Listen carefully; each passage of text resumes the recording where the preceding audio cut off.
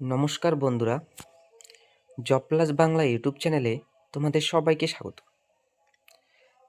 আজকে আমরা আলোচনা করব নতুন যুব শক্তি প্রকল্প 2026 নিয়ে। আবেদন করতে কী কী ডকুমেন্ট লাগবে, কারা কারা যুব শক্তি প্রকল্পে আবেদন করতে পারবে, আবেদনের পদ্ধতি কেমন হবে, কত টাকা পাওয়া যাবে এবং আবেদনের তারিখ। চলো আমরা ভিডিওটি শুরু করি।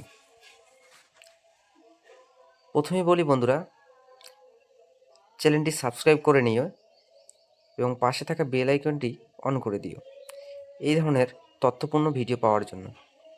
কী কী ডকুমেন্ট লাগবে বন্ধুরা?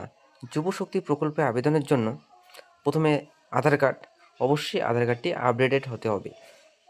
বয়সের শংসাপত্র অর্থাৎ জন্ম সার্টিফিকেট বা মাধ্যমিকের অ্যাডমিট কার্ড, পাসপোর্ট সাইজের 2 কপি ছবি, শিক্ষাগত যোগ্যতার প্রমাণ অর্থাৎ মাধ্যমিক পাস সার্টিফিকেট,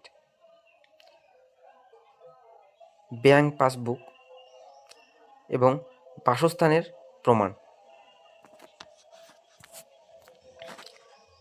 কারা কারা আবেদন করতে পারবেন? অবশ্যই স্থায়ী বাসিন্দা হতে হবে। 2 নম্বর, বয়স 21 থেকে 40 বছরের মধ্যে হতে হবে, তবেই সেই ব্যক্তি যুবশক্তি প্রকল্পের জন্য আবেদন করতে পারবে। বেকার হতে হবে, অবশ্যই ওই ব্যক্তিকে বেকার হতে হবে। মাধ্যমিক পাস হতে হবে। আমরা সকলেই জানি বন্ধুরা, মাধ্যমিক পাস না হলে আমরা যুবশক্তি প্রকল্পের জন্য আবেদন করতে পারবো না। 5 নম্বর, পুরুষ ও মহিলা উভয়ে আবেদন করতে পারবে। যে সমস্ত মহিলা অন্নপূর্ণা ভাণ্ডার পাবেন বা লক্ষ্মীর ভাণ্ডার এতদিন থেকে পেয়ে এসেছেন, সেই সমস্ত মহিলারা যুবশক্তি প্রকল্পের জন্য আবেদন করতে পারবেন না। করলেও তাদের কিছুদিন পর টাকা তাদের অ্যাকাউন্টে ঢুকবে না।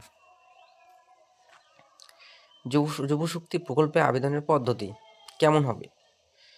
অনলাইন ও অফলাইন উভয়ভাবে আবেদন করা যাবে। যুবশক্তি প্রকল্প কত টাকা পাওয়া যাবে? বন্ধুরা, আমরা সকলেই জানি নতুন সরকার দ্বারা ঘোষিত যুবশক্তি প্রকল্পে প্রত্যেক মাধ্যমিক পাস বেকার যুবক যুবতীদের 3,000 টাকা করে দেওয়া হবে। এটা আমরা সকলেই জানি। আবেদনের তারিখ বন্ধুরা, এখনও পর্যন্ত আবেদনের তারিখ ওয়েবসাইটে প্রকাশিত হয়নি।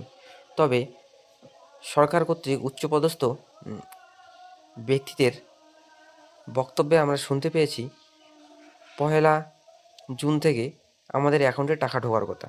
তো বন্ধুরা, একটা বিষয় আমাদের মনে রাখতে হবে, আমরা যারা যুব সাথী প্রকল্পের জন্য আবেদন করেছিলাম তাদের নতুন করে আর আবেদন করতে হবে না। সেই রকম কোনো আপডেট এখনও আসেনি। আপডেট সবার আগে পেতে চ্যানেলটি অবশ্যই সাবস্ক্রাইব করো এবং ভিডিওটি ভালো লেগে থাকলে বন্ধুদের মাঝে শেয়ার করে দাও। ধন্যবাদ।